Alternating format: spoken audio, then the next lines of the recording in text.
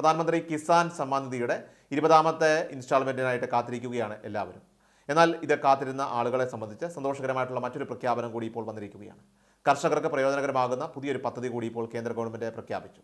പ്രധാനമന്ത്രി ധൻധാന്യ കൃഷി യോജന എന്ന പേരിലാണ് ഈ പുതിയ പദ്ധതി. രാജ്യത്തെ 100 കർഷക ജില്ലകളെ വികസിപ്പിക്കാൻ ലക്ഷ്യമിട്ട് 24,000 കോടി രൂപ കേന്ദ്ര ഗവൺമെൻറ് ഇപ്പോൾ നീക്കിവെച്ചു.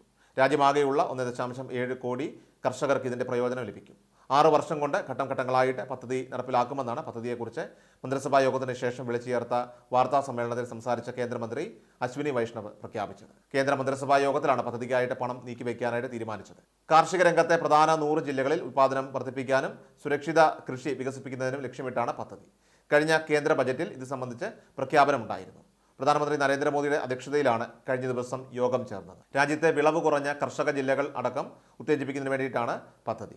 ഓരോ സംസ്ഥാനത്തെയും കുറഞ്ഞത് ഒരു ജില്ലയെങ്കിലും പദ്ധതിയുടെ ഭാഗമാകും. പദ്ധതി നടത്തിപ്പിനായിട്ട് ജില്ലാ, സംസ്ഥാന, ദേശീയതല വിദഗ്ധ കമ്മിറ്റി രൂപീകരിക്കും. ഇതിലൂടെ മെച്ചപ്പെട്ട വിളവും അതോടൊപ്പം തന്നെ മെച്ചപ്പെട്ട വരുമാനവും മെച്ചപ്പെട്ട ജീവിത നിലവാരവും കർഷകർക്ക് ഉറപ്പാക്കാനാകുമെന്നും വാർത്താ സമ്മേളനത്തിൽ കേന്ദ്രമന്ത്രി അശ്വിനി വൈഷ്ണവ് വ്യക്തമാക്കി.